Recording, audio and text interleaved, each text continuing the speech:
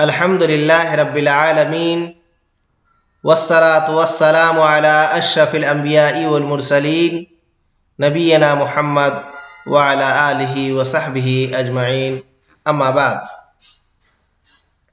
प्रिय दर्शकबिन, all बदिया Islamic centre द्वारा प्रसारित ऑनलाइन शिक्षक कार्यक्रम में यसपटक हामी तौहीद अंतर्गत अकीदा इस्लामिया के अरकान व असास उपशीर्षकमाथि कार्यक्रम सञ्चालन गर्दछु र अन्त्यमा केही प्रश्न सोधिनेछ जसको जवाफ अनलाइन मार्फत नै दिनुपर्ने हुन्छ। त साथीहरू, अब लागौं कार्यक्रम सञ्चालन तरफ। अकीदा इस्लामिया को अरकान र आसास यो कुरा राम्ररी मालूम छ कि आमाल र अक़वाल यसै समय सही र काबिल कबूल हुन्छ जब त्यो सही इस्लामी अकीदाबाट कसैसँग वाक़िअ होस्। जस्तै किताब व सुन्नतको शरई दलिलहरू यसमाथि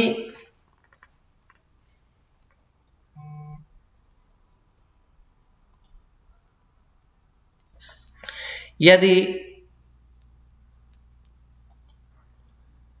अकीदा सही छैन भने यसका जुन आमाल र अक़वाल जारी हुन्छ त्यो सबै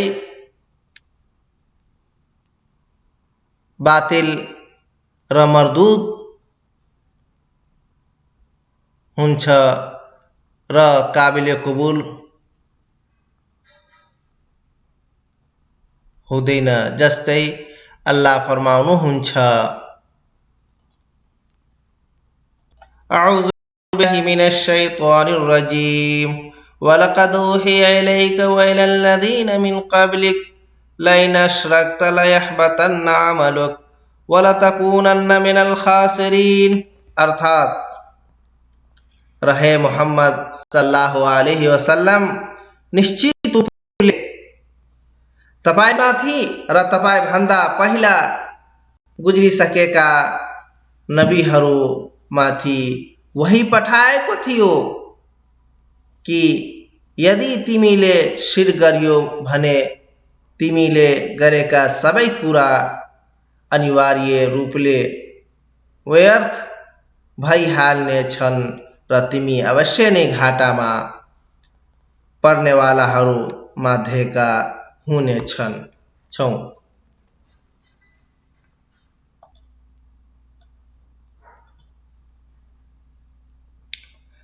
अनि यो कुरो तिमी राम्ररी सुन्नु कि किताबुल्लाह र सुन्नत रसूल सल्लल्लाहु अलैहि वसल्लमबाट यो कुरा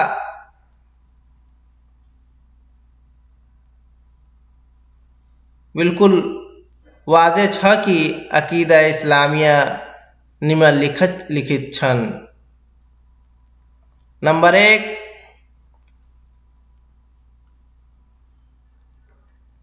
अल्लाह माथि ईमान। नंबर 2, अल्लाह को फरिश्ता माथि ईमान। नंबर 3, अल्लाह को किताब माथि ईमान। नंबर 4, अल्लाह को रसूल माथि ईमान। नंबर 5, क़यामत को दिन माथि ईमान। नंबर 6, तकदीर को असल र खराब माथि ईमान।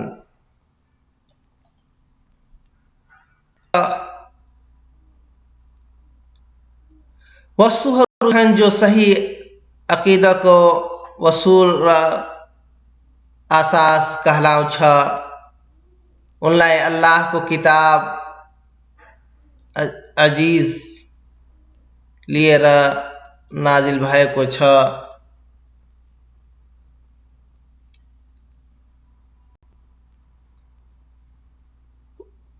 रसूल सल्लल्लाहु अलैहि वसल्लम उसलाई दिएर पठाएको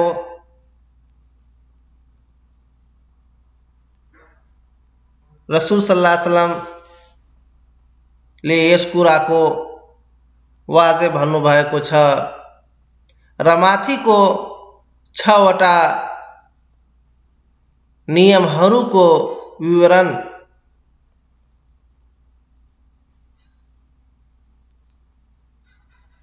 निम्नानुसार छन्।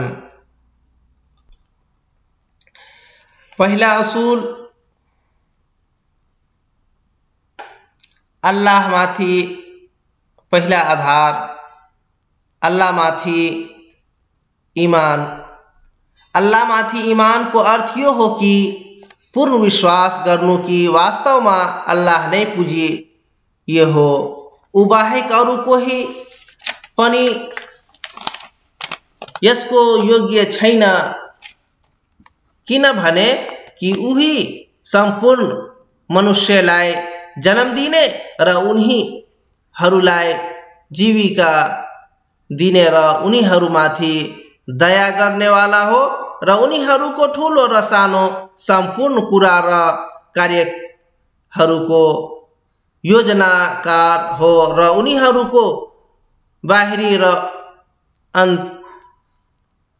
आन्तरिक समस्त कुराहरूलाई जान्नेवाला हो र उनीहरूको लेखा जोखा गर्नेवाला हो।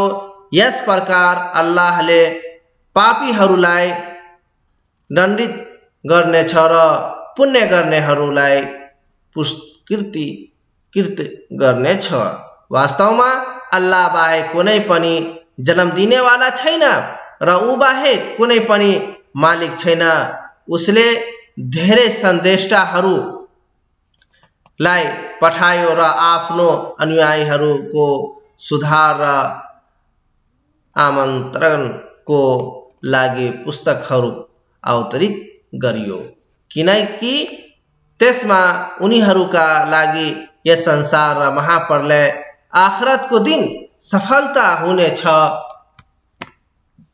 यसै प्रकार अल्लाहले आफ्नो भक्तहरूमाथि जुन इस्लामका आधारहरूलाई अनिवार्य गरेको छ त्यसमाथि विश्वास गर्नु, जस्तै नमाज, व्रत, हज, जकात र अरू विभिन्न इस्लामका कुराहरू जुन चाहिँ इस्लामी शरीयत धार्मिक नियम कानुनमा उल्लेखित छन्। यस उपासना इबादतको वास्तविकता यो हो कि अल्लाहले जुनसुकै उपासना जस्तै प्रार्थना, दुआ, आशा, बलिदान, कुर्बानी र मिन्नत माग्नु इत्यादिका आदेश दिएको छ उसलाई मात्र अल्लाहको लागि विशेष रूपमा गर्नु।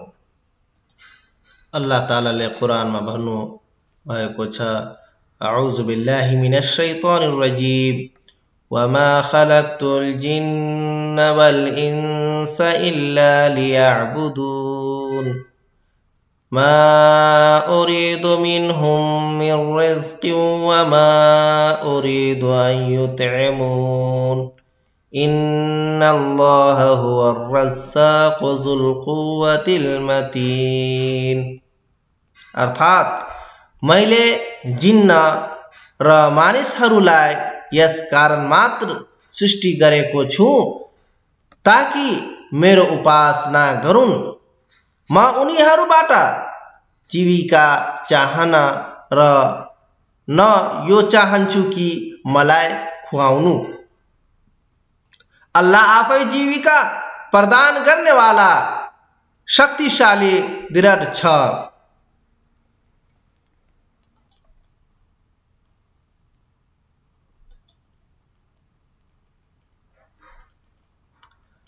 र दोस्रो असुल फरिश्तामाथि ईमान। अल्लाहका फरिश्ता दूतहरूमाथि ईमान। फरिश्ताहरूमाथि ईमानको अर्थ के हो भने फरिश्ताहरूको अस्तित्वमा पूर्ण विश्वास गर्नु तथा यो ईमान राख्नु कि तिनीहरू अल्लाहका रचित प्राणधारी जीव मध्ये एउटा जीव हुन् जुन मात्र अल्लाहको पूजा गर्दछन् र सधैँ उसको तस्बिह र माला जप्दछन् र तिनीहरू मात्र अल्लाहको आदेशहरूको पालन गर्छन्। हाम्रो लागि यो जरुरी र अनिवार्य छ कि अल्लाह र उहाँको रसूल मुहम्मद सल्लल्लाहु अलैहि वसल्लम ले विस्तृत रूपमा जुन फरिश्ताहरूको नाम उल्लेख गर्नु भएको छ ती नामहरूमा हामी विश्वास गरौँ।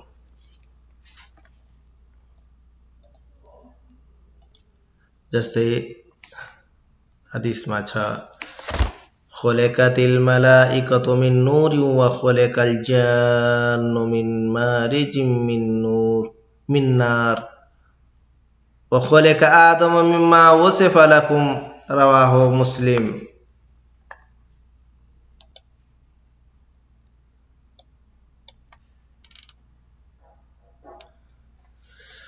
तीसरो रुकुन अल्लाहको किताबमाथि ईमान।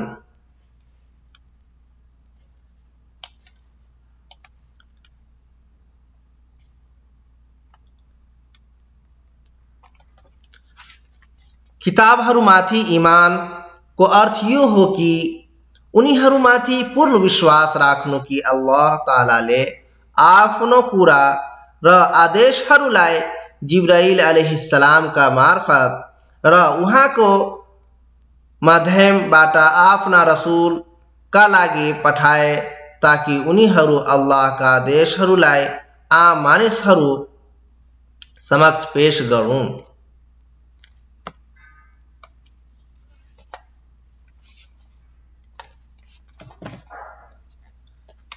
अल्लाह तालाले भन्नु भएको छ अऊज़ु बिल्लाहि मिनश शैतानिर रजीम व हाज़ा किताबुन अंज़लनाहु मुबारकुन फत्तबिऊहु वत्तकू लअल्लकुम तुरहमून। अर्थात र यो किताब कुरान हामीले उतारेका हौं भलाई र वरदानको रूपमा त्यसर्थ यसको अनुसरण गर र डर मान जसबाट तिमी माथि दया गरियोस्। र अल्लाह ताला अर्को ठाउँमा भन्नुभएको छ वनज़्ज़लना अलैकल किताब तिबयानन लिकुल्लि शैइन व हुदन व रहमतन व बुश्रा लिल मुस्लिमीन। सूरह नहल। चौथा उसूल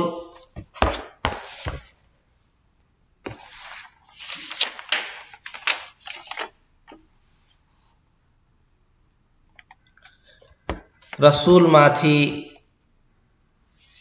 ईमान।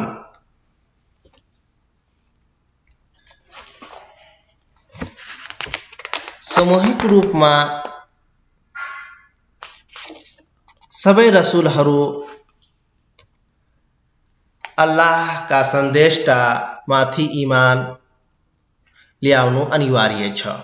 अत हामी यो आस्था र ईमान राखौं कि निसन्देह अल्लाहले आफ्ना भक्तहरूतिर आफ्ना सन्देशटाहरूलाई डराउनु र खुशीका खबर सन्देश सुनाउनु वाला बनाएर पठायो।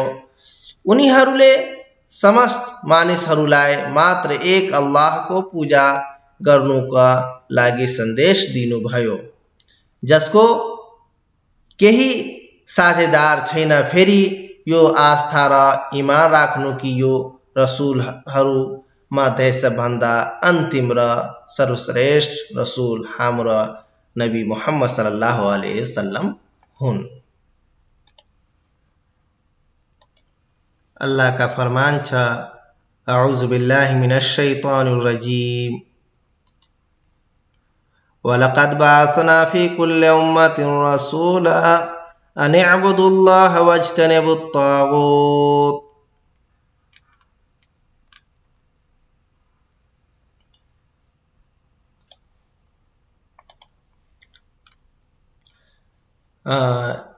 ये संपूर्ण रसूल माधे जसको नाम अल्लाह ले कुरान मा वर्णन गरेको छ। साबाट ईमान राख्ने अनिवार्य छ।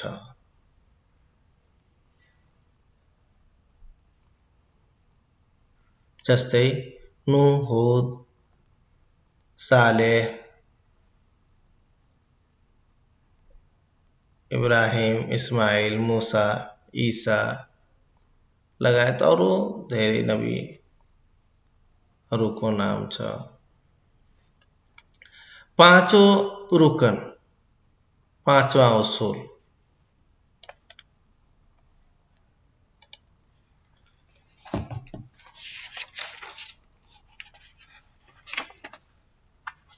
क़यामत को दिन माथि ईमान, आखरत अर्थात महाप्रलय को दिन माथि ईमान र विश्वास गर्नु। आखरत माथि ईमान को अर्थ के हो भने यो विश्वास गर्नु कि यस संसारमा मृत्यु पछि पुनः जीवित हुने छन् तथा प्रत्येक मनुष्यसित उहाँको सम्पूर्ण कार्यको जोखतोल लेखाजोखा हुनेछ। फेरि पापीहरूलाई कठोर दण्ड मिल्नेछ र पुण्य कार्य गर्नेहरू पुरस्कृत हुनेछ।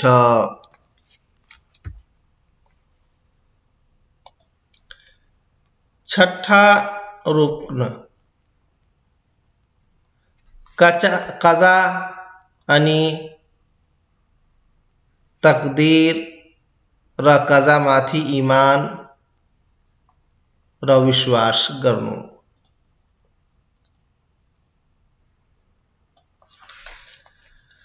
तकदीर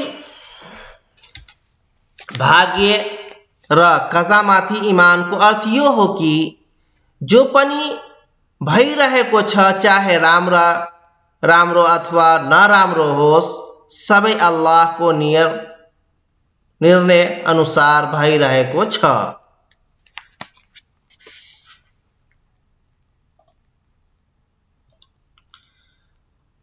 कजा र कद्र माथि ईमान ल्याउने चार चीज माथि शामिल छ। नंबर 1, अल्लाह ताला को लाई सबै वस्तुको ज्ञान छ। बरु त्यो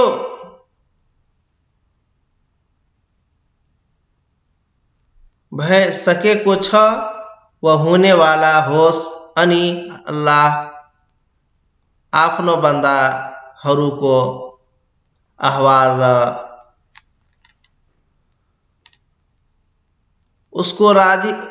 उसको रोजी अनि उसको सम्पूर्ण अमाल अनि उसको सम्पूर्ण हालातहरूको राम्ररी जान्दछ। त्यो माथि कुनै चीज अल्लाह माथि मख्फी छैन, जस्तो कि फरमान रब छ, अऊज़ु बिल्लाहि मिनश शैतानिर रजीम, इन्नल्लाह बिकुल्लि शैइन अलीम। सूरह तौबा।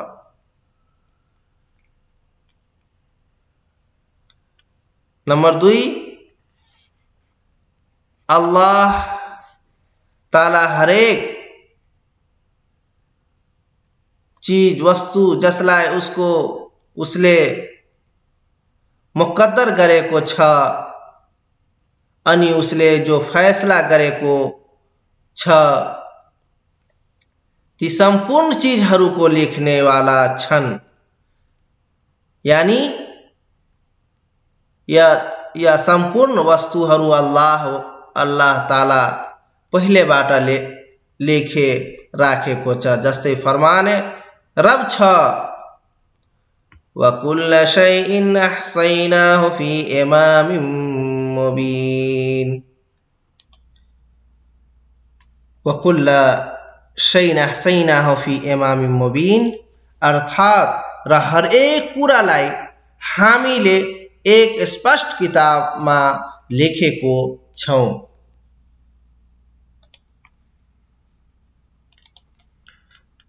नंबर 3 अल्लाह ताला को मशीयत नाफिजा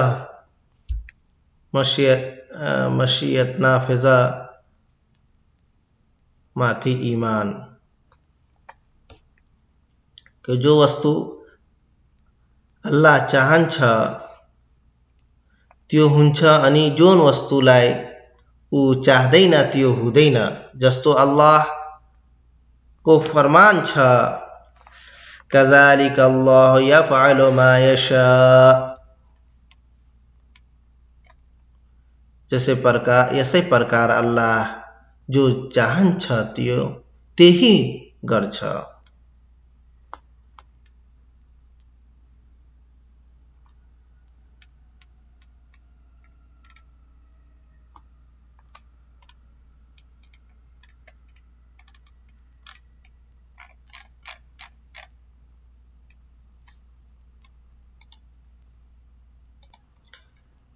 नंबर 4 यस कुराहरूमाथि ईमान को संपूर्ण मौजूदात को खालिक र मालिक मात्र अल्लाह हुन्। यसको बाहेक न कोही उसको जन्मदाता खालिक छ मालिक छ। ऊ स्वयं आफैमा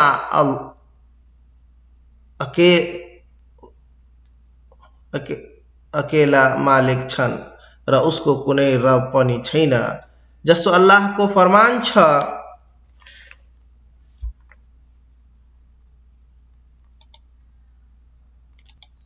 फरमाने रब छ ज़ालिकुमुल्लाहु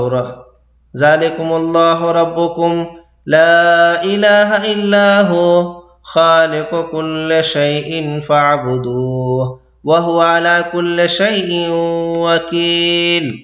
अर्थात यिनै अल्लाह तिम्रो पालनकर्ता हो, उस बाहेक अरू कोही पूजनीय छैन, उही नै प्रत्येक कुराको सृष्टिकर्ता हो। त्यसर्थ तिमी उसैको उपासना गर र उसैले सम्पूर्ण कुराहरूको सुसञ्चालन गर्ने संयोजक हो। व सल्लल्लाहु अला नबियना मुहम्मद व अला आलिहि व सहबिहि अजमईन।